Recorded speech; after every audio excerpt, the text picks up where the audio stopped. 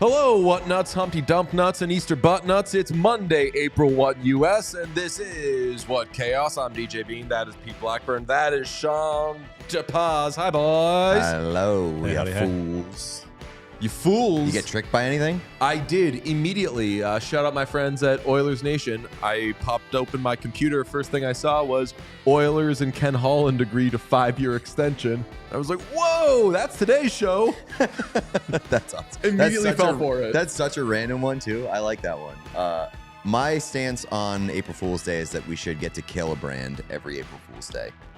Like the brand or corporation that has the worst April Fool's Day just like has to be closed. What do you mean by worst? As in they get the most people, or is they have a joke that's like not funny? No, if they get the most people, like that's a win? a notch in your belt. Okay, but like the brands that do like the stupid, like, of course this isn't fucking real, like those stupid ones. I hate the ones where they're like making a joke and then it's just like that wasn't funny. Like you tricked a bunch of people into believing something bad. Like it's not like that was not a good thing to do. You made everyone think someone was dead or something like that. That's not. When I was in college, I was the general manager of my a cappella group, and I announced to the group we were supposed to be recording an album that year. And I announced to the group at the beginning of rehearsal that I had squandered all of the group's money accidentally. Oh my God. It was all gone. Oh my God. And we'd already like tracked a bunch of the songs, and they were like, "Son, what happens to the songs we record? Do it like, are they going to give them back to us?" Or I was like, "They're all gone. All of the money and all of your work is gone. But but the good news is, so-and-so has a laptop with GarageBand on it." And I was like, it was a pretty but it was, to your point, Sean, it was like horrible news. What if somebody's just like stabbed you? If somebody just killed somebody over an April Fool, I mean, that'd be an incredible, like a cappella violence. Like a cappella prank goes wrong and an a cappella person stabs another a cappella person. They should do a Gritty Pitch Perfect reboot. Oh, yeah. That'd be. I mean, let me tell you, emotions run high. Yeah. The a cappella world. I never did a cappella. I think we talked about this. My freshman year roommate was an a cappella kid, so I got a secondhand a lot of the a cappella stuff. DJ swears they have the best parties. He got down. I do know that. They go hard. I was thinking the other day, I would do the arrangements, which is like write out all the parts for if you're doing the songs. And I spent a lot of college when you probably should have been writing papers. Like I still left time for whatever like horrible attempts at a social life. But the time that I should have been spending like writing papers and stuff, I was just like cooking, plugged in, using Sibelius, which is a program for writing out notation, just hours at a time. Doesn't sound like you. Got the fuck down. It was a thing that happens with us now where I'll just be like, shit, he's gone. He's plugged in. He's working on a Photoshop that we probably won't need. It's the scene from The Social Network. He's wired in. I'm absolutely that guy. Yeah, I didn't have any like valid excuse as to why I wasn't doing my actual work in school. I just would fuck around and do other stuff. But when it came down to it, I was like, lock me in a room in a library for a couple hours and I'll bang this out. Someone in the chat says that it's Pitch Perfect, but with gritty. That's what I thought you were saying at first, to be honest. No, but like gritty reboots are all the rage right now. I am not a big prank puller, but I did like 2 years ago when I started in Phoenix. Our boss there is like the best boss I've ever had, but he was a drill sergeant. And we had a host of a show that I was on. He had got hired like less than a month ago, and he was on the show like mid-show. our boss walks into the room and just starts laying into me and our other co-host, just like lighting us up, like, get out of here now. And like live on a show. We were all in on it except for this one host. And it was easily the best prank we've ever pulled because the kid had just started the job and was now hosting a show like by himself. Oh no. Live. And he was just like, so tough. I don't know what that was. But he was just like, he's very good at his job, so he did pretty well, but he was scrambling. Our April Fool's joke should have been that we found the Columbus Pro Shop. That would have been a good one. That would have been a good one. If like Wednesday this week we just do like a business as usual, like send out the link and it's like Pro Shop Wars Columbus, and they click on it and it's like a scene from Pitch Perfect with Gritty added to it. I don't even know what. Nothing beats an April 3rd April like Fool's joke. Anna Camp. Well, we usually drop them on Wednesdays. Anna Camp vomits, and then like Gritty is like doing whatever Gritty does. Gotcha. I'll tell you what, it was no joke when we were stunned watching Curb Your Enthusiasm last night to not only see a good episode, but Artemi. Look, I've had a good time this season. I've enjoyed like the last 3 or 4 episodes. It has been a good time, but I've been rewatching some season 1 and season 2 episodes, and while the last few seasons I've been like, this isn't as good as the good old days, of course, going back and watching like vintage Curb, I'm like, oh, it's not even close. Like the show the last few seasons is a tolerable comedy show. Curb has its reputation for a reason. That shit was the best. Of course. I mean, like, they're essentially 2 different shows.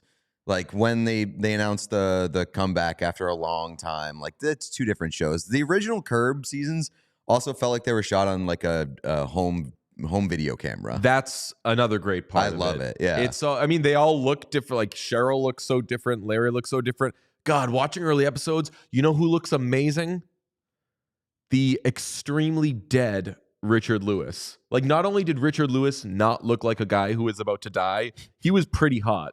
And it was believable that every episode he was like, pulling. I got a new, check out Lily Collins sent me a fucking Emily in Paris 1000th game video.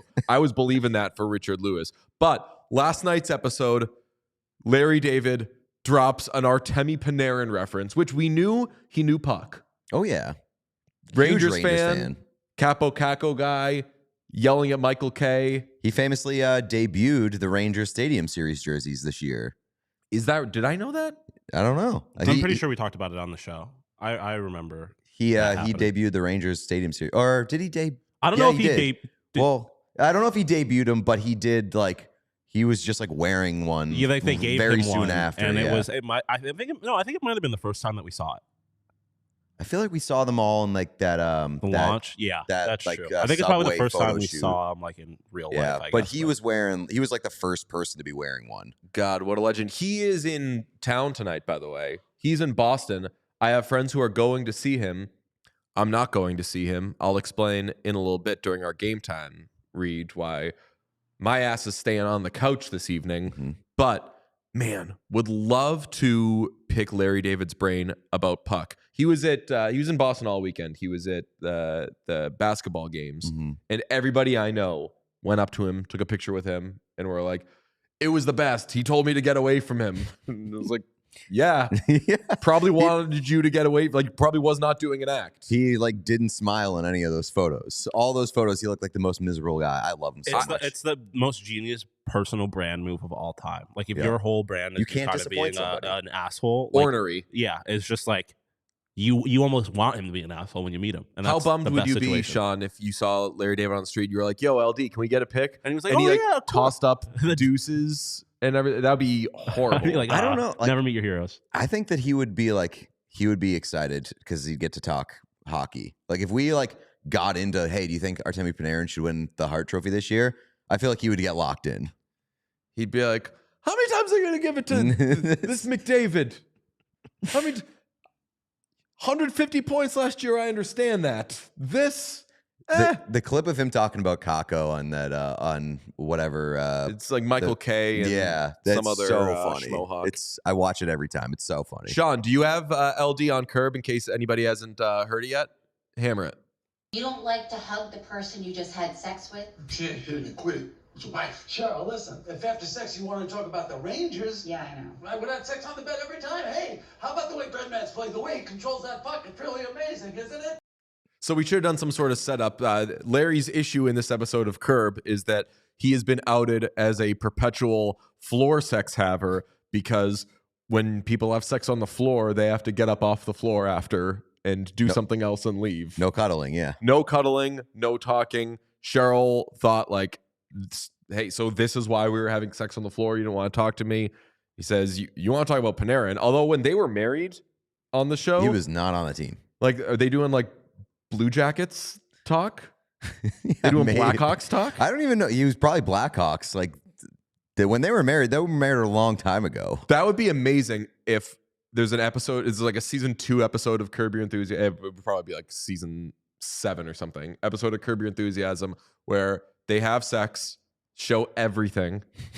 And after Larry's like, she's like, what are you watching? And he's like, I'm watching the playoffs here. Gee, they got another one. They really got another one. They got Kane, they got Taves. And this is why they keep winning, because they draft so well. They let these guys walk at the end of their deals because they've got other guys coming up. They can't keep getting away with this. Yeah, Panarin's going to be no wonder they're able to trade for Antoine Vermette and just let him walk afterwards. They don't need to sign Antoine Vermette. They got this Panarin kid coming up. Incredible. And Cheryl's like, we should get divorced. Early in the early Curb days, like it was probably like Yager on the Rangers. Oh yeah, the Yager on the Rangers was good time. Very good. Did Yager win Hart on the Rangers? I don't know. I think that was like my entry time for like truly being into hockey. So I didn't pay that close attention. As I know from the lost Columbus Blue Jackets Pro Shop Wars, it was a lot of Rick Nash for you in those days. Mm-hmm. Watch Rick Nash. We could at some point tell you about the Pro Shop Wars. Pete is drawn to a Rick Nash jersey because it's Rick Nash. I am drawn to it because I just love that logo. I wish the Blue Jackets didn't get away from that atomic yellow. Yeah, I agree with that. It's a nice little twist on the jersey. Yes. I mean, we talked about Panarin for Hart. I've wanted to hammer some sort of Hart/Art Ross discussion. Typically, I don't really care too much about the Art Ross. Yeah. But this year, what an amazing race it is. You've got 3 players, Nikita Kucherov, Nathan MacKinnon, and Connor McDavid, all within 3 points of each other. All within 3 points of each other. Everybody has 10 games or fewer remaining. It's going to be a photo finish. And 7 of the last 10 Art Ross winners have won the Hart. So this is applicable. We don't have a Carey Price fucking shit up this year. I think like whoever wins the Art Ross could theoretically or should be favored, maybe possibly, to win the Hart. And as Sean threw up this lovely full screen, you see McKinnon's got 8 games left. McDavid's got 10 games left. Kucherov has 9 games left. The voting odds, the Hart odds greatly favor Nathan MacKinnon. He's got 127 points with 8 games left. McDavid has 125 points with 10 games left. Kucherov, 126 points with 9 games left. McDavid does not have 30 goals. The other 2 have 40 goals. But McDavid is pushing and will easily surpass 100 assists on the season, which is something that only Bobby Orr, Wayne Gretzky, and Mario Lemieux have done. And I'm sorry. Also, I guess, to finish the full screen, Dom Luszczyszyn's net rating model, which factors in offensive and defensive rating, factors in a bunch of things like line mates, competition. If you know Dom, you know that it's a thorough calculation. Nerd. McDavid has the best one in the league, and it brings me to this. Nathan MacKinnon should not be favored to win the Hart. I disagree. I disagree. I think like the most plausible scenario in which like one of these guys gets hardware is McDavid wins the Art Ross and MacKinnon still wins Hart. Like I think that's the most logical split, just based off of like the body of work from MacKinnon, who his usage has been like outrageous, especially in the first half for Colorado, was like playing like 30 minutes a night and just dragging a team with no bottom six. And so that I could see that happening. Plus he always came up in like big moments and the first half of the year. I think it might be more impressive that McDavid is here now, given his first half, like first month and a half, clearly hurt, not producing up to his standards. So, I would like to see it end that way. So I think that this has been an interesting race. We were talking about it a little before the show with Sean. So much about this Hart race is pace. And throughout the season, Nathan MacKinnon has by and large been, I'm going to use very small air quotes and say the best player and performer in the league, because at points, I remember earlier in the season, like Kucherov was better than him and Austin Matthews was better than him. And at points even early in the season, for stretches, Connor McDavid is better than him. We all know how this ends, though. Connor McDavid is going to finish the season leading the league in points, possibly by like a better margin than you would think when it's this close, just because he's going to be playing 2 more games than these other guys. He's going to have 100 assists, which, as I said, nobody does unless it's Gretzky or Bobby Orr or Mario Lemieux. The nerd advanced statsy sort of things will indicate that he was the best player. And I understand that voters, based on most of the season, have felt MacKinnon's been better. However, the season's going to end. We are going to have a body of work. And that motherfucker McDavid is going to look like the better player. Yeah, maybe. I would love if those two play each other in the final game of the season. It's the Avs and the Oilers. I really hope Give it to the winner. I really hope that they're like tied or something. Or like very give close. it to the winner of the game. I believe this was lamented by one of you at some point, and I agreed with it. It was like, me. what a shame. It felt like a wasted bullet that those two teams would be playing on the final day of the season when presumably the picture was locked and maybe they were just kind of coasting into the playoffs. But in this scenario, it could be very, very interesting. So, and this weekend was super interesting. I think Saturday is when all 3 of those guys were really like jumping and hopping each other on the leaderboard in like real time. And so that was, that's cool. It's fine. It's very exciting that there's 3 guys that are in the mix, because usually you have one guy pull away around this time. Right. I will tell you McDavid. Something that I have been doing lately. Just when I saw how the Art Ross race was shaping up, I've been betting McDavid over whatever his points are every game, and it hits. I'm not doing the ESPN guaranteed money, guaranteed win sort of thing, but this time of year, I am confident with my own money that McDavid's going to have a bunch of points the rest of the way. Yep. Is there any doubt in any of our minds, unless he misses time, that McDavid is going to finish with the most points? No. He's definitely on pace to, and knowing that he does this, he ramps up at the end of the year anyway, and is like, oh, I can finish with 150 points. Let me fucking do that. Let me go nuts and finish with 150 points. He's also for sure going to finish with like, I don't want to say 35 goals, but that ugly 29 is going to look a lot prettier by the end of the season. It's quiet with ugly 29. Leon Draisaitl, most handsome man in the league. That is a fine 29. Yeah, right. We also have to point out that Connor McDavid is a Zach Hyman passenger. That is, somebody in the chat said, this isn't fair. He has Zach Hyman. Yeah. Which I saw some conversation about Rantanen is going to finish with a lot of points. And does change anything? And it's like, no. That hasn't hurt McDavid, so that shouldn't hurt somebody else. I will just say I strongly feel that, and it should be close. It should be a close race and everything. I think that the favorite should be Connor McDavid. Do you think that there's going to be any of like the voter exhaustion for McDavid, and especially when the other guy is MacKinnon, who's been always a bridesmaid, never a bride? That's why I think currently the odds say what they say. If you were to give me 3 weeks ago these odds, I would understand it. But right now, I'm like, what are we talking about? Like, we know how this is going to end. Again, 10 games remaining for McDavid, 8 games remaining for Nathan MacKinnon. That's not even to mention Nikita Kucherov, God bless you, you're just not winning it this year, because it's either going to be the, I'll say, correct and deserving winner, or the, as you said, kind of deserving at some point. How has he not won it? Hall of Famer who has done everything but won the Hart choice in MacKinnon. I haven't monitored the odds, but I wonder if the odds have shifted in the past couple of weeks in MacKinnon's favor because of the point streak and how much attention he was getting in headlines.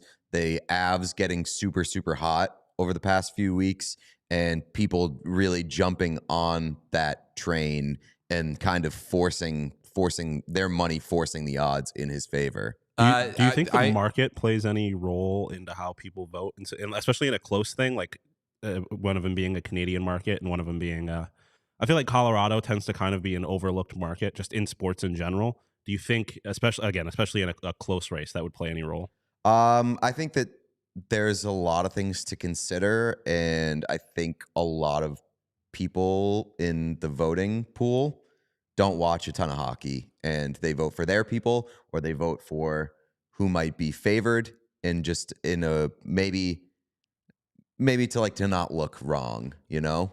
We should also mention, for the first time in this conversation, somebody in the chat brought up quite angrily the definition of Hart, which is it's the most valuable player, not the best player. As a long time, I don't do it anymore, but as a long time Hart voter, I'm sorry, no, it's not. It's not. People vote for the best player. There's two examples I could think of recently where it was the other one, and one was Taylor Hall and one was Carey Price. In both of those seasons, there wasn't really a best player that year. Like, I want to say Jamie Benn led the league with like 85 points 87, or something. Yeah. 87. Yeah. Like, what year was that? I actually have it. 2015, Carey Price won the Hart. There was not a single player with 90 points. Your best players that season were Jamie Benn and John Tavares. No offense, motherfuckers weren't winning Hart. The goalie had a really good year, and they said, hey, you know what? Let's give it to the most valuable player. Historically, though, they really don't prioritize by who is the most valuable player. I mean, if you're the best player, you're probably the most valuable player. And as I said, that's just, it's 7 of the last 10 were the Art Ross winner. Yeah. To your point, like, we're gonna say like McDavid isn't the most, like, McDavid is the most valuable person in the world. Yeah, to me. I mean, I think that the Hart should go to goaltenders more than it does, just because they are on the ice at all times. It is the most important position in hockey. If you don't have it, you're not winning. And I don't think you should have to have like a out of this world season or have nobody else kind of, or like the situation that you just laid out. That shouldn't be what it takes for a goaltender to win Hart. Like, I think that Connor Hellebuck should have a Hart Trophy by now. Yeah, but we've talked about this just in our friendship. They should have one by now thing gets dangerous, because then you get into a position where as soon as they're close, you just give it to them. Like, I remember there were so many years that Chara got fucked because people were throwing first place votes at Shea Weber because they were like, that happens. Shea Weber's got to win it at some point, and it's like, that happens Chara's with the Norris more than any other award. The Norris has big, like, it's his year energy. I would love to get a roundtable and have these. Char was a little too humble to say it himself, but I know that he had it deep down. I'd love to get like a roundtable of Chara, Ray Bourque, about like the guys who were every year in the Norris mix. And in the case of Chara and Ray Bourque, they both won the Norris. Ray Bourque multiple times. But I know that the perennial Norris contenders roll their eyes at Norris voting, because they're like, that's one where the definition changes from year to year. And they're like, what do you want me to do? Right. Kind of like Beyonce put out this Cowboy Carter record, which is very good. It's not the greatest thing in the world, but it's very good. I feel like this is her being like, when are you going to give me real Grammys? I am trying I've made a classic album. You didn't really care about it. I've made a weird album. You didn't really care about it. Like, what boxes this year do I need to check? Tell me the criteria and I'll actually do it. This year, obviously, the Norris isn't going to be close, so it doesn't really matter. I don't think it's going to be close. It might be close. I don't know. What do you think? No, Quinn Hughes going to run away with it? I would think, but I haven't looked at betting odds. I will say, in the interest of full disclosure, I do have a Connor McDavid Hart future, as we both do. We do. I jumped on it when he was hurt. What do you have him? I think plus 250. So I got him like 3 weeks ago, plus 600.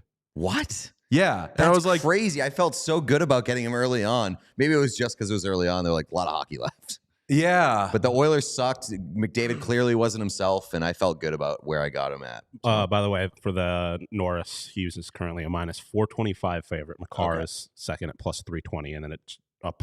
Yeah, drop off to Roman it's Josi only at those plus 2 2,000, guys, yeah. but I thought that maybe Hughes and McCarr would be a little closer. You know, it is a fun one though. When I was clicking around to make sure I got these Hart odds correct. I think I know where you're going. I clicked on Calder. So funny, dude. Sean, give it to him. Connor Bedard minus 2,000. The only other option, Brock Faber plus 1,000.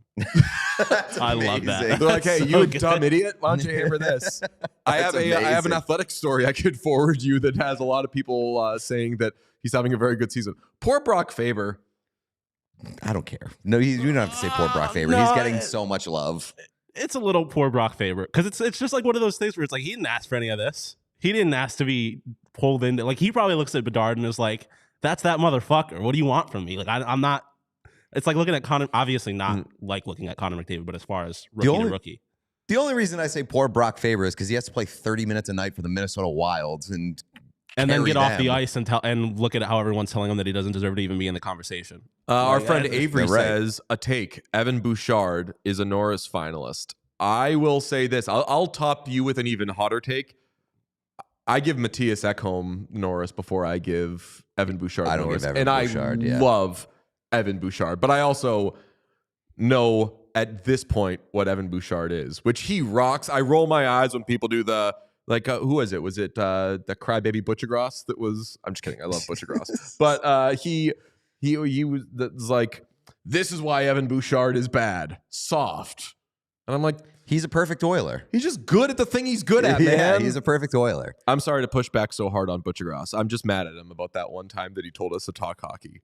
We've been talking hockey the last 10 minutes. The chat has dropped in a few, like, yawn, stop talking hockey. Well, that's some guy I think who's new here and doesn't like us. Please do. Wait, really? It looks like there's a bunch of angry messages, so fuck that person. I mean, this conversation so far has been, I only want Connor McDavid to win the Hart and even the Norris, so I could see why somebody could say, this show isn't for me. As a Connor McDavid jersey hangs directly behind me. It's a completely different conversation, so I won't get too deep into it. But whenever the Norris is brought up, I feel the need to bang the drum that Petey always bangs, is that they need an award for offensive defensemen. I agree. The Paul Coffey Award? Yeah, I think that's exactly what Petey always calls it. Okay. Well, I said earlier that I am not going to anything tonight. I was invited to Olivia Rodrigo, and I didn't have the guts to tell my friends why I'm staying home. It is because there's just too much good stuff on. We'll get into a slate grade later on. It's an outrageous structure, not good behavior. But in addition to the hockey that's being played, my Oilers, we've got Iowa versus LSU basketball. And I don't know about you goofballs. I do, especially in the case of Sean. That's going to be the best sporting event maybe in the history of the world. Yeah, I'm pretty sure the Red Sox play, so maybe second best. But no, yeah, it's going to... Listen, the Red Sox, 2-2 against the Mariners team that's supposed to make the playoffs. I love him. He's like a Martian. But no, honestly, even if they were good, I'm watching Iowa LSU. Like, that's the game of the year. That is, and like you see like Angel Reese in the press conference being like, look, we don't hate. I love that whenever like a women's sport becomes popular, like sports viewers have to relearn how sports work. Like Angel Reese, this poor borderline like professional athlete, has to explain to people like, look, we might talk a little trash, but we don't hate each other. Like it's all gonna be okay. Everyone's gonna live. I love that, but also I love that as she's saying that, she's like, I'm going to fucking kill Caitlin. Clark. Nah, that's a rivalry that women's college basketball needed for sure. I absolutely love it. So I will not be going to Olivia Rodrigo or any events. However, before I knew this game was being played, I was scouring Game Time because Game Time is my weapon of choice, Pete's, Sean's weapon of choice for going to any of the events you've seen us attend, be it concerts. We've done concerts together. We've done hockey games together. This is definitely the most, I feel, like hockey games we've gone to with tickets. Maybe in my life, your life. Yeah, I mean, I almost pulled a impulse purchase of Bruins Panthers this Saturday at 3:30 p.m. and I held off. I'm monitoring it. Game Time is sending me updates on the pricing and stuff like that. So maybe, but I didn't impulse buy. I am also monitoring that game. Yeah, could be a very fun one. I'll also doing some Celtics this week, thanks to Game Time. It's you've heard us say it a million times, but we say it because it's true. They're all in pricing. Makes it such an easy experience. You see straight up what you're getting. You look at the map, which is an accurate layout of what your arena, stadium, club, whatever it's going to be, will be. I used Game Time over the weekend to hit a comedy show. It is the easiest guesswork-free app website experience. So take the guesswork out of buying tickets with Game Time. Download the Game Time app, create an account, use code CHAOS for $20 off your first purchase. Terms apply. Again, create an account and redeem code CHAOS for $20 off. Download Game Time today. Last minute tickets, lowest price guaranteed. Game Time, straight shooters. They give you the all-in pricing. Straight shooters as well. PXG, that golf company that you love, that I love, because that new Black Ops driver helps me shoot it straight down the fairway, baby. Do that Black Ops driver challenge. Bring your current driver to any PXG location. If you're in the Boston area like me, there's one in Framingham. I went out there. My guy Brandon hooked me up, helped me. He evaluated my swing, used that little simulator that they have inside there. Took some shots with my old driver, took some shots with the Black Ops driver. So much better. I got it in the mail over the weekend. Very excited to use it on the course for the first time once the weather starts getting nicer. So when PXG says nobody makes golf clubs the way they do, they're not lying. They're incredible. I loved my time using it. I'm going to love it when I'm out on the course this summer. It's a breakthrough in driver technology, complete and total victory in golf club engineering. Game Changer's been thrown around a lot. It's lost its meaning, but trust me when I tell you the PXG driver is a true game changer. You'll be impressed. Learn more and get free shipping on all equipment at pxg.com/whatchaos and use the code whatchaos at checkout to get that free shipping. That's pxg.com/whatchaos for free shipping on all equipment. pxg.com/whatchaos with whatchaos at checkout. I'll tell you what. Should we do a like spike as well? Like spike time, baby. Get 'em. If you're new here, like that person who hates us in the chat, make sure to hit the subscribe button on the YouTube channel. We are very, very close to 5K on YouTube. We want to hit that 5K mark on the channel, so please hit subscribe. And if you're here, also hit that thumbs up button right below the video player. We love you. Like spike. 3, 2, 1. Spike it. We need like a song or I know sound effects. Gotta have something. I just keep hearing the Venga Boys. I don't mind hearing that. That will never not get me going. I'll make an acapella. That'll help. I'm gonna make an acapella version of the Venga Boys. We like to party. I'll tell you what. We haven't done this in a while. On a Monday. Sean, I think you know where I'm going with this. It's Monday, and people are pissed. There's a lot to be pissed about these days in this crazy world. Maybe you got for April Fools. Maybe you lost a wonderful dog. I Pete's did have pissed to. about. I had to put my dog down last night. That Pissed. was not great. Duke, really putting the bull in Pitbull was that Duke. He was a sweet dumbass. He was such a dumbass. He was 13. Never slowed down, had big 3 to 4 year old dog energy his entire life. But yeah, it was quite devastating. I could not believe that Duke was 13. Granted, I knew Duke for several years, but in my brain, I really did think he was just 4 years old. He would just run you over. So affectionate.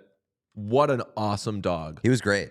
Yeah. He also had the biggest dick. He had on the a planet. visibly enormous penis. He was a mini pit bull, but boy, they left his parts the same size. Penis was not mini. Yeah, mini pit bull, jumbo dong. Very huge penis on that dog. He'd crash into you. You didn't know what was hitting you. What a legend. Yeah. So tough night last night.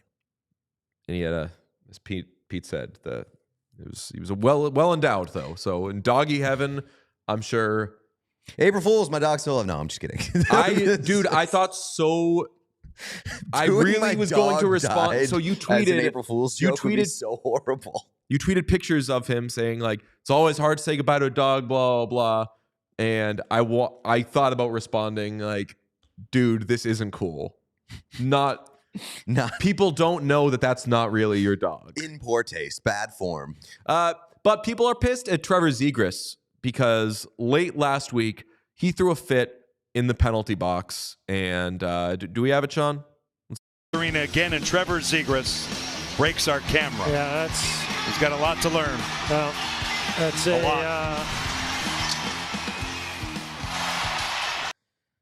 Maybe it's like the combination of like they've got Leo Carlson and they've got Cutter Gauthier coming and they got Frank Vetrano. I know what you're gonna say. And they got just get him off the Ducks. People are sick of Trevor Zegras' shit. And I don't know if it's maybe being a little too dramatic.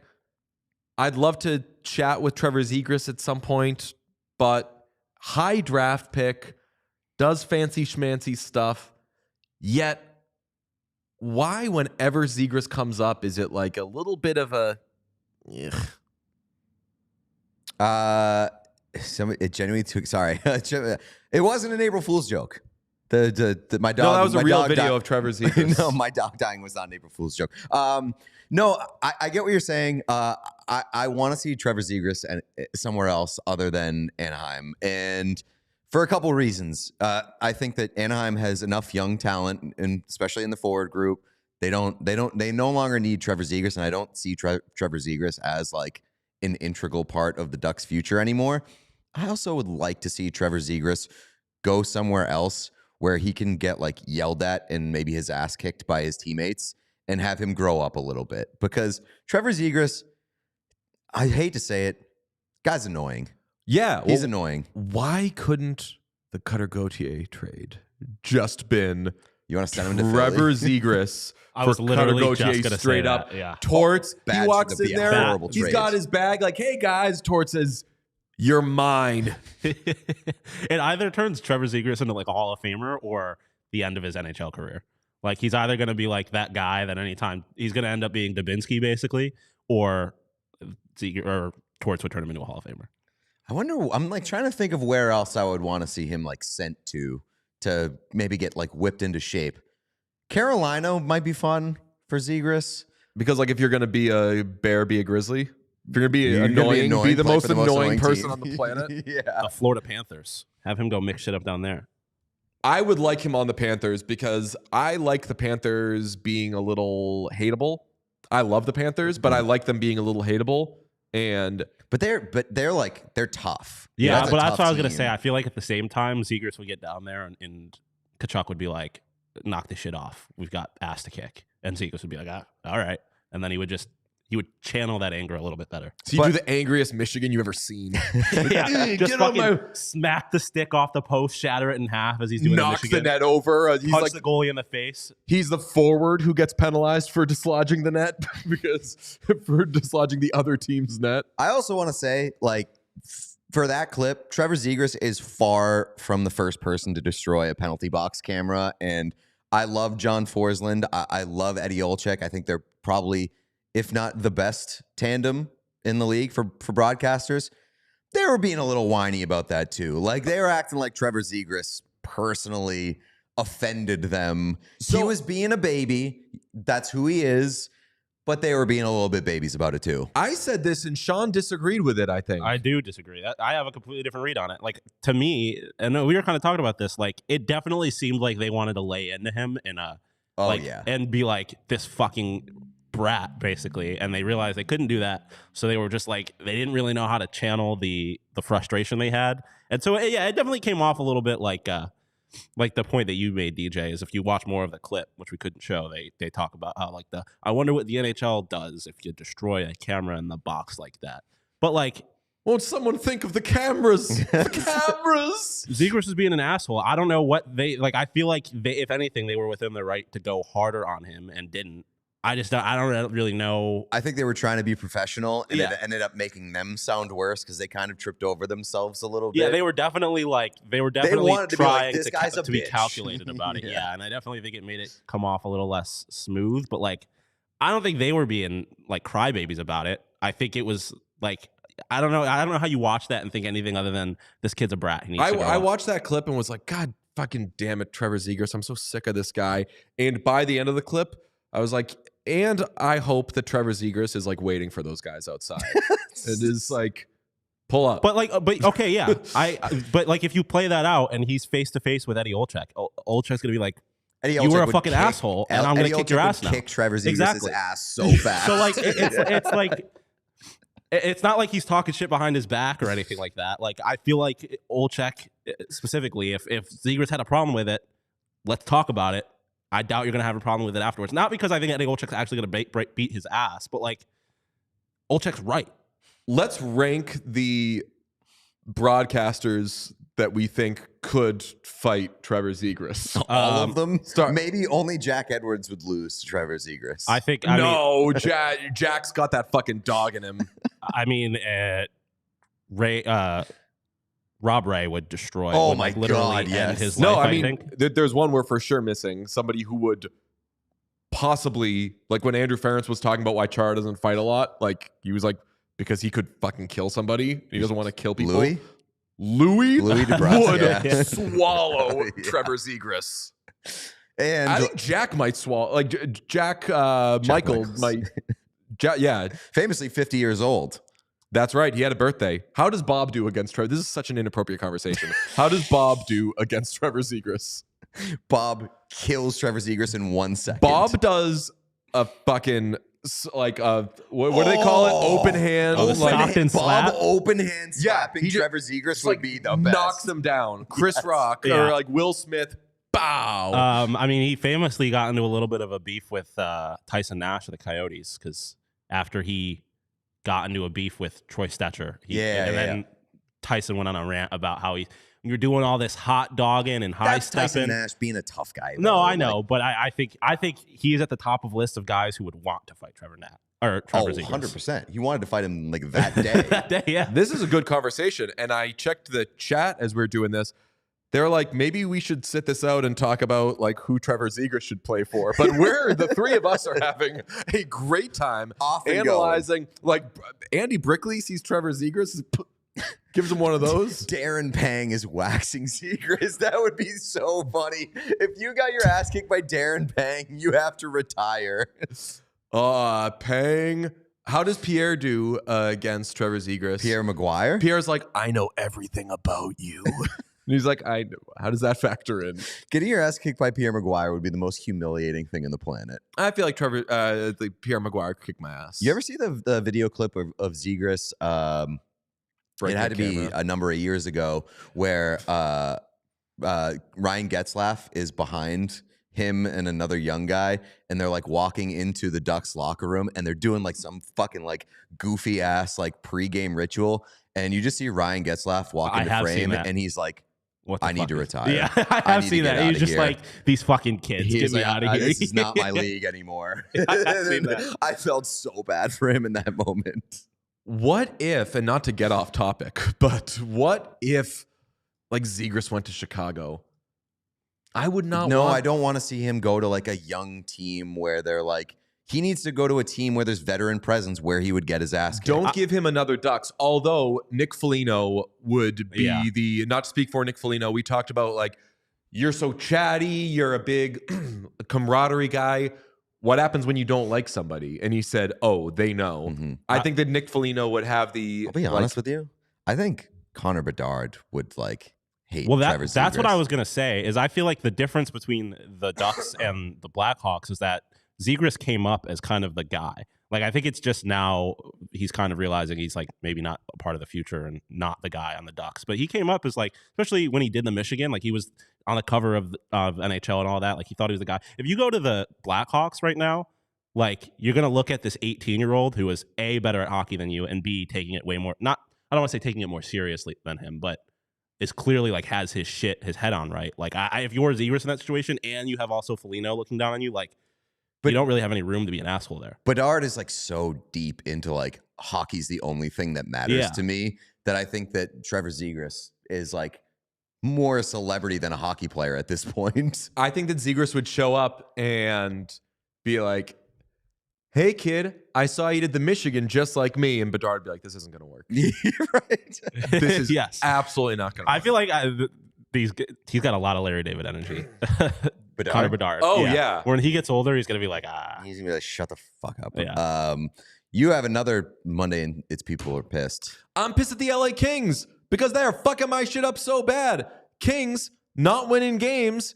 In the meantime, the Golden Knights have surpassed them and are third in the Pacific Division. You know how bad that fucks me? Oilers now might get the Golden Knights in the first round. I swear to God, Kings, if you do not finish top 3 in the Pacific Division and you cost me an Oilers playoff run, I am going to lose my shit like you have not seen me lose my shit. Don't fire your coach again. Do what you need to do to finish the season strong. I don't think Edmonton is going to catch Vancouver, so that's out of the picture. They're probably going to finish second. I need you, LA, to finish third because here's the thing, and I don't want anyone to forget it. It's a little clever take and read by me. Oilers would fucking beat the Kings. I want the Oilers to probably play in the playoffs. But, I mean, honestly, I like that the Kings are doing this because, number one, it's funny seeing you get worked up about the LA Kings. And number two, like the Kings have huge asshole energy, and they have for a while. PLD plays for that team. Bad behavior. Drew Doughty plays for that team. They use the 1-3-1. They're extremely streaky. They love playing with people's emotions. They love like being a big mystery. They build statues of people who don't deserve it.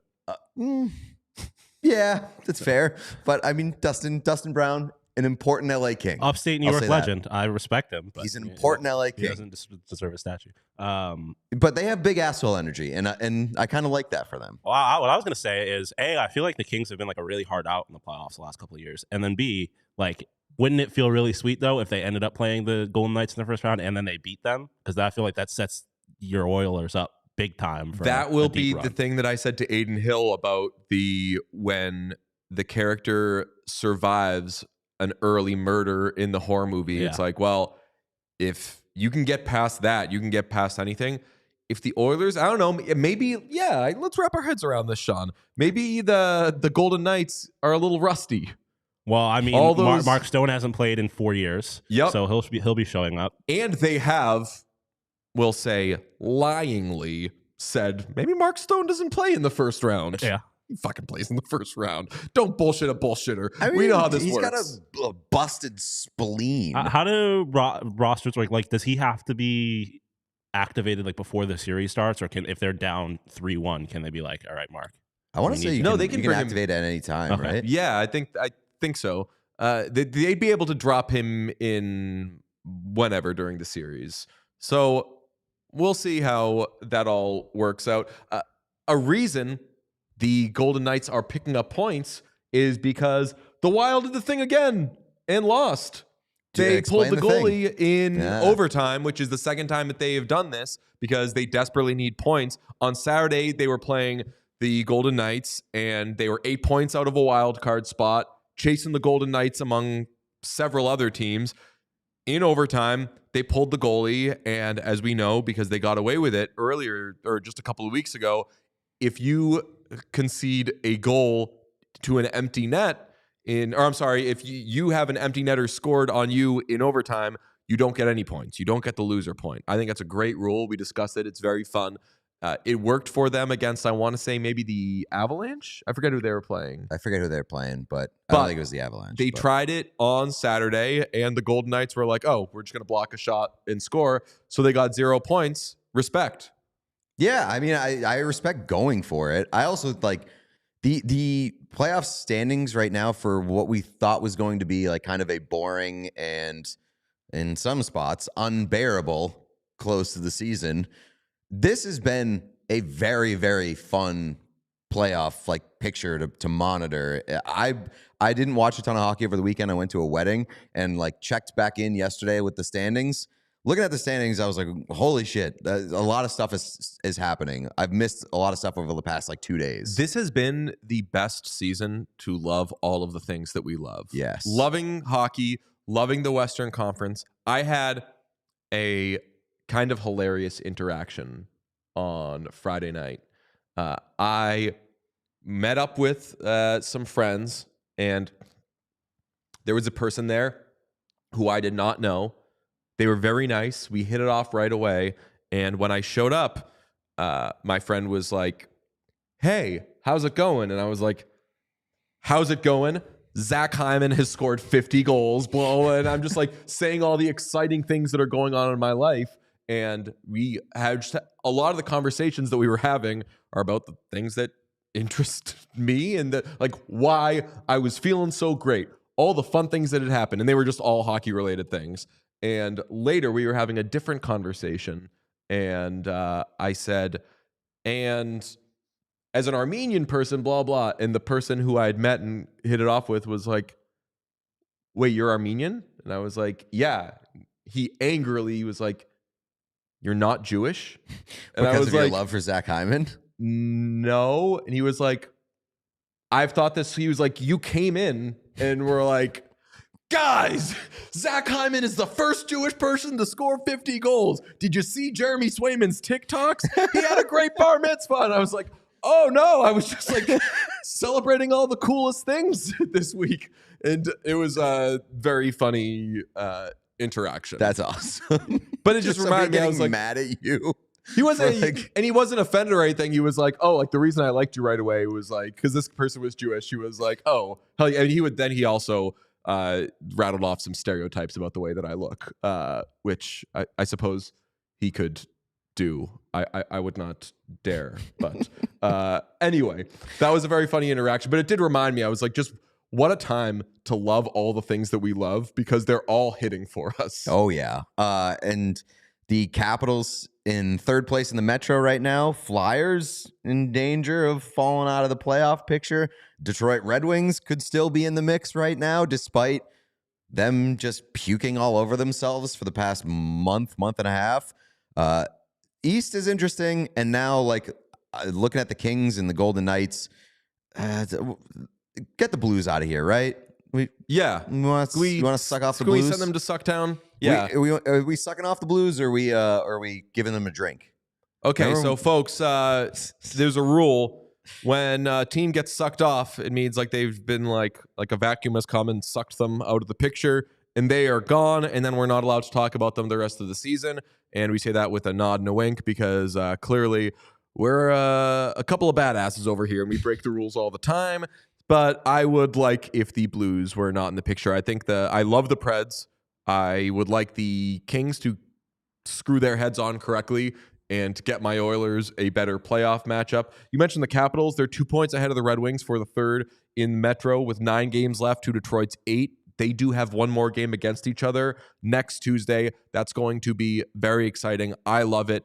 And this ties back to the whole Minnesota Wild thing. Mm-hmm. I think that Hines showed a hilarious lack because it's like you love they're going for it. They're taking risks. You forget that they could still win in a shootout. That's what I was going to say. I don't understand the strategy behind it at all. It is a massive risk when you can just try to win in a shootout. And he said after the game, he was like, I'll just fucking say it. Like they got guys who will do better in a shootout than we will. Yeah, I mean, I guess that's fair. That's what someone said in the chat. Instead of just saying like, look, they're fucking better than us. The team with better forwards is probably going to. Or if you're playing a team that you can't afford to give the 2 points to, I guess, then I also get it. But otherwise, it's just like, take your chances in a shootout.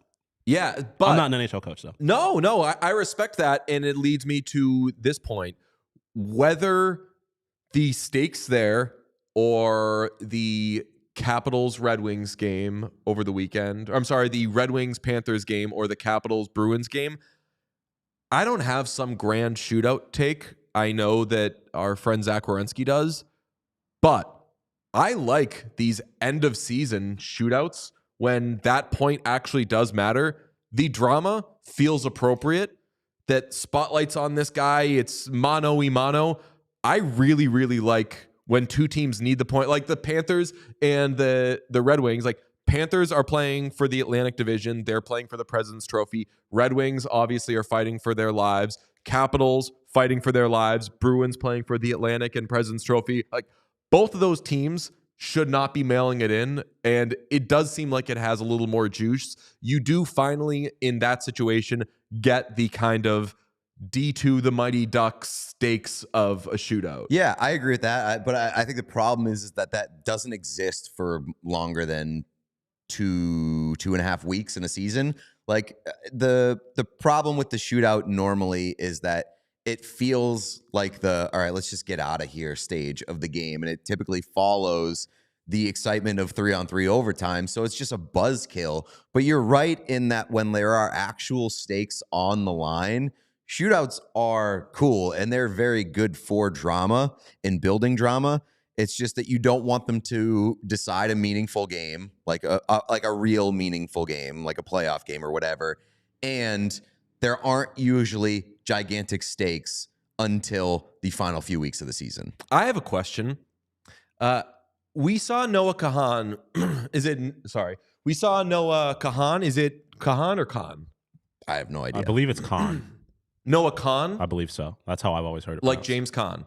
We saw Noah Khan with the Oilers late last week. See him taking the picture with Draisaitl and McDavid. He was tweeting stuff about, I think, Darnell Nurse, maybe. He accidentally blew off. He said Seth Jones' contract not that bad. What's the reference here? Just Darnell Nurse and Seth Jones, two of the most criticized contracts. Maligned defensemen with big contracts. But we see Khan with the Oilers. I know he's bopped around and done some stuff with other teams. Recently, we had Celine Dion reading the Bruins lineup, which was amazing. She looks great. They're all so excited to have her. Christina Aguilera look at the smiles and they really are like pumped to see that is, they were like, a legend is here, respect. Yeah. And I love that it has like stole your girl energy to the Montreal Canadiens. Oh yeah. Love that. Like, I Bruins Canadiens rivalry has been not super juicy for the last several years, but the Bruins just like taking one of their most famous fans and being like, ours now. Love that. Is that the Anthony Duclair of music? Explain. Just hops around from team to team. Legendary Quebecois. Yeah.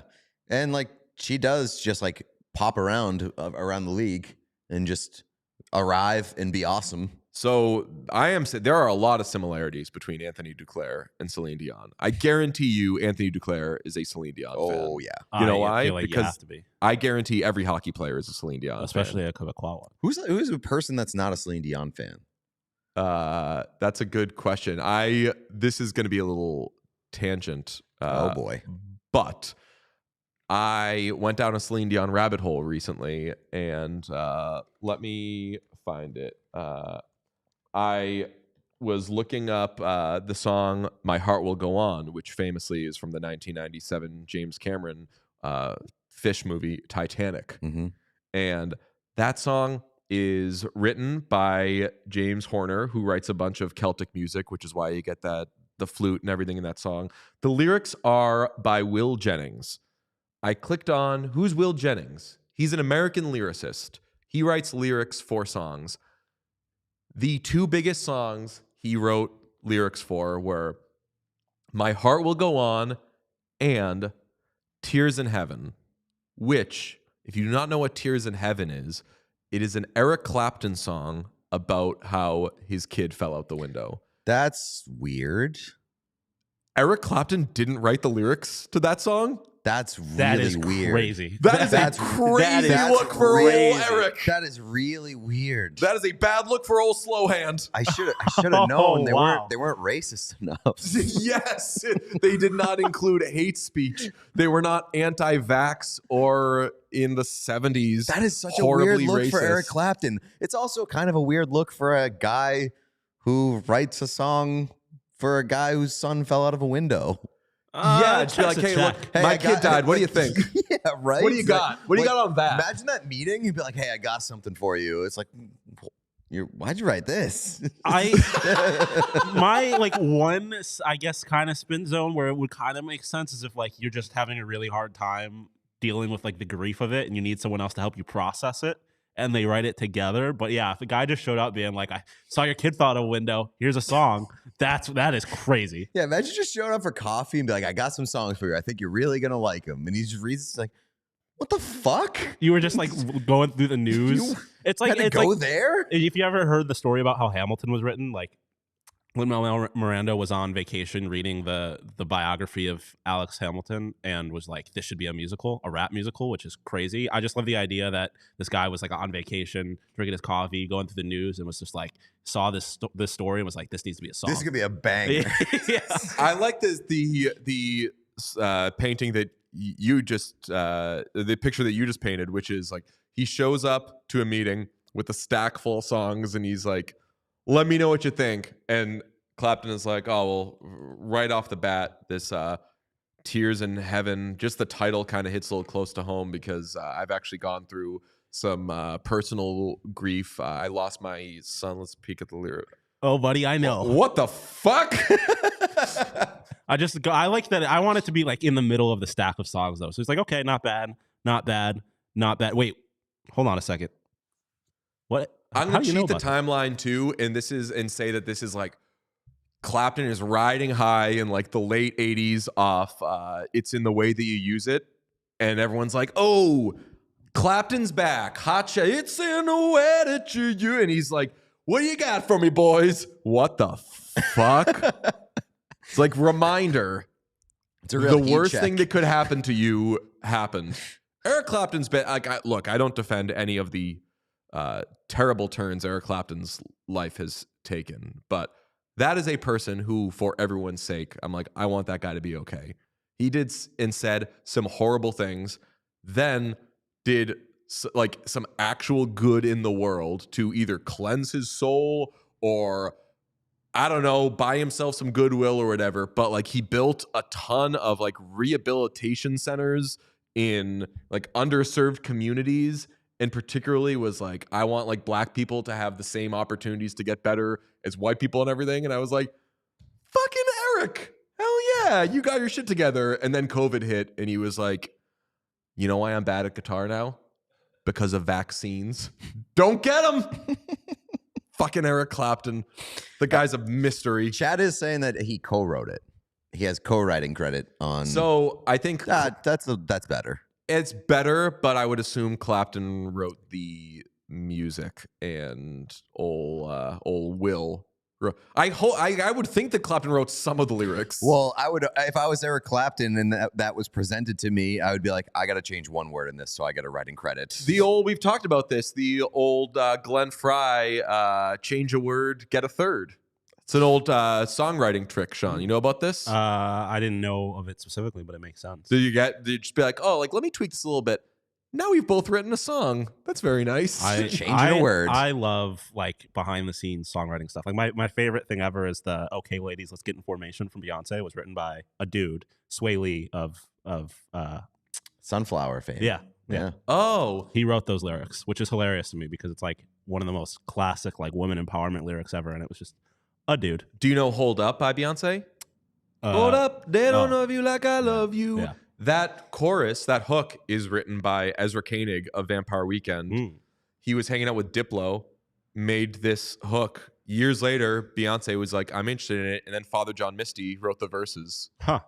I love that about I love that about Beyonce, that she's like, I want, kind of like we talk about, like we want hockey to be a big ass party where everybody is somehow there. You show up to like a Beyonce songwriting credits list, You're like, what the fuck is Father John Misty doing here? And then she's gonna fucking do Turn My Swag On at the end.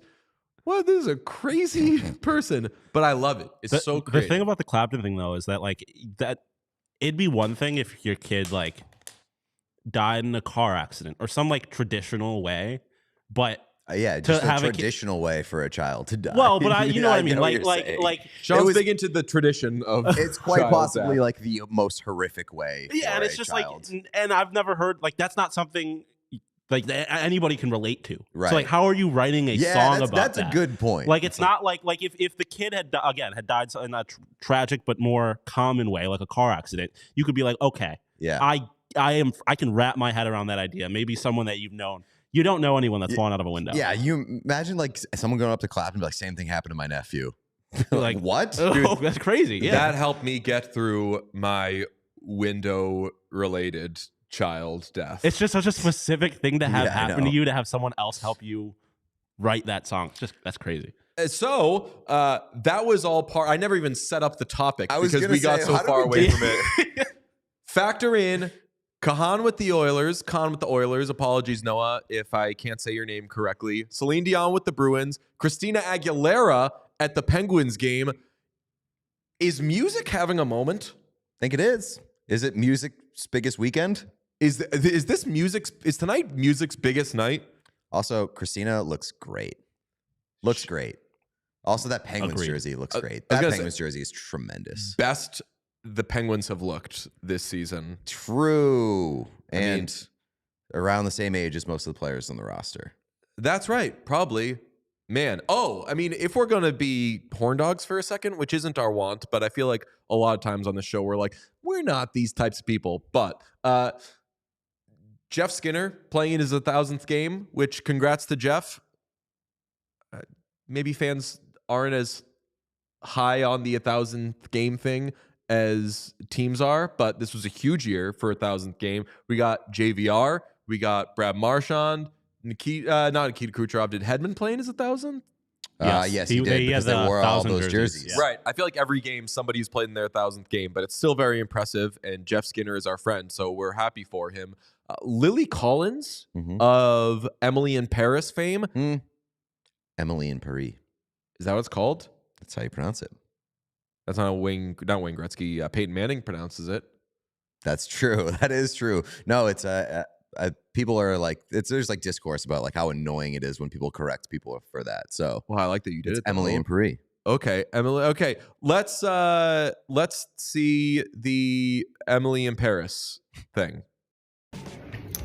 Bonjour, Jeff. I heard that you were a big fan, so I wanted to send you a congratulatory video for your 1,000th game in the NHL. I've never played one game, let alone 1,000, so props to you for that. Saying hi from the backdrops of somewhere that I think you know very well. Congratulations, good luck, and au revoir. If they don't get married, oh my God. I think Jeff Skinner is married or like in a relationship. I honestly have no idea. Emily Collins? What's her name? Lily Collins. Lily Collins? That was, I hate to use this word, it's kind of a cringy word. That like, bonjour, Jeff, was, I don't want to say that it was like suggestive, but that was, maybe she was in character. If I'm Jeff Skinner getting that, I'm like, I think she likes me. She's famously an actress. So that's the thing. So she could pretend to be liking him. And Jeff Skinner famously finds himself in situations where he takes the bait on things and then says, true. How did we get here? So, do you know the lore behind that? Somebody said she is sadly married, so she's in a sad marriage. And I believe, to make it even sadder, according to whodatedwho.com, Jeff Skinner is single. Oh. He wasn't in a relationship until 2018. Oh, okay. Until 2018. Wow. According to the website that I can't. The pandemic I don't want to get hard. like too deep into this, but like I think that like Jordan Binnington is in a relationship with Jeff Skinner's ex-girlfriend. Can confirm. Yeah. Oh, interesting. So it's do you know the lore behind this? There's the thing in practice where he was talking about how he likes Emily in Paris. There was also, I think, a between two stalls in which he like kept talking about Emily in Paris. So just straight up stole Peyton Manning's swag? Or was it? Maybe that's what I'm thinking of. Maybe I'm crossing those wires. But I do think that like Jeff Skinner is known for constantly talking about Emily in Paris. I love that for him. I mean, he has to be, right? That you don't do that. He's definitely a big fan. I just thought that Bonjour Jeff was so charming. Oh, it was. Oh yeah, right. It's very like charm grade. And Lily Collins, and 100. It takes a lot for me to care about a 1,000th game thing. Like you said, we've had so many 1,000th game celebrations that like I know it's not really for me. It's for the person, and like the celebration is great or whatever. I get annoyed when the opening ceremony takes forever and delays the start of the game. But again, not for me. To make me care about a 1,000th game celebration, especially if you're the Buffalo Sabres at this juncture in their season, good for the Sabres. Great piece of content. What if they just like got Bill Fichtner again? That would be like, awesome. If he was like, hey, William Fichtner, probably know me from Armageddon and other stuff. 1,000 games, pretty cool. All right, I'm going to be at the game, I think, Thursday. So I'll see you then. So we'll see you there. I don't know if they have me like banging the drum or whatever stupid shit they do there.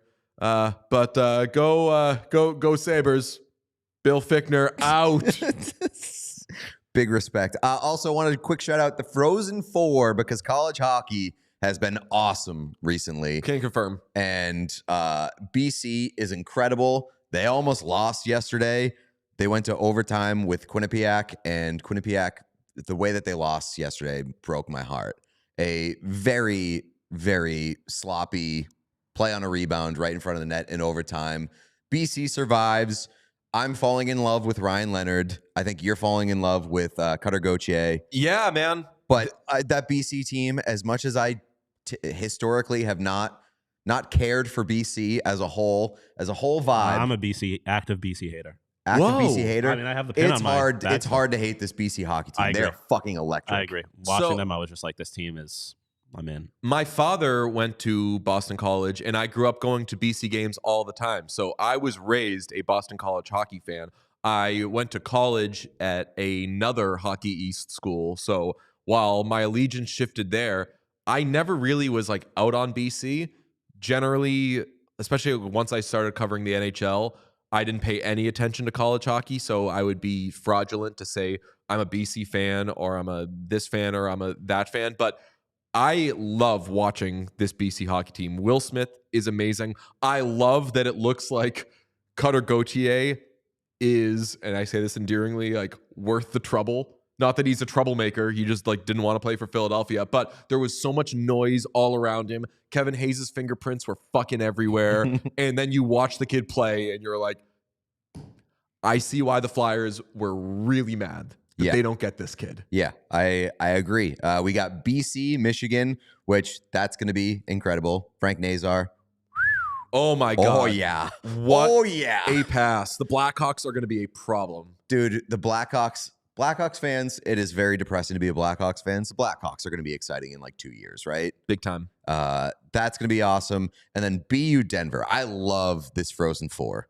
We have, I don't know, you call it blue bloods for hockey, but like these are blue blood programs. Yeah, for sure. Yeah, I would say so. I just found it funny. I guess you don't have like a North Dakota, whatever, but like these four teams rock. Very excited about it. I just found it funny when we had Laz on last week and he was rotting UMass, and they almost did it against Denver. They go like 2 overtimes, something like that, and it was and it is ridiculous the point that he made last week that Denver had to come out here to play in their regional. That makes no sense. But yeah, what could have been? But yeah, we get to watch Cutter Gauthier, we get to watch Will Smith, we get to watch Leonard, we get to watch Celebrini. Like this is the only disappointment though is that the BC, like if BC had lost, you would have saw like them release a bunch of players to the NHL. Oh yeah, which would have been exciting. Like you think that the Washington Capitals don't want Ryan Leonard so bad right now? That would especially a fun. team like the Capitals who like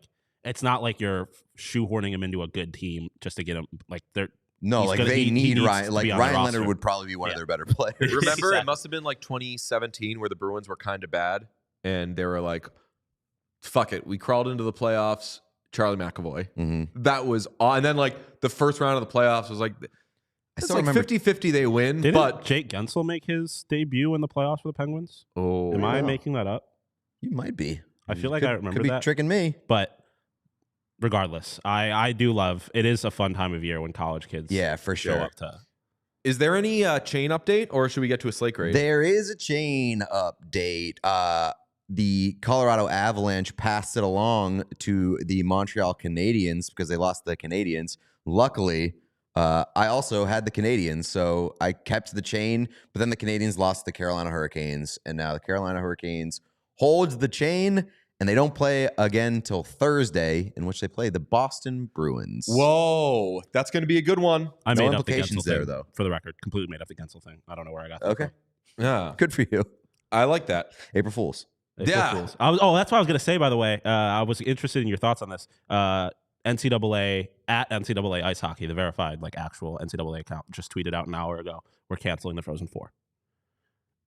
Like it's stuff like that I'm just like, no one fell for that. Yeah. What are we doing? Fell for that, and that's like that hurts you. Yeah, that hurts you if people do buy it. Yeah, and we're also like a couple years away from when motherfuckers were actually canceling whole ass tournaments. I feel like it's a little bit. One of the worst ones, and I hope that this is a sponsor one day. So I love you guys. This was just a miss for me.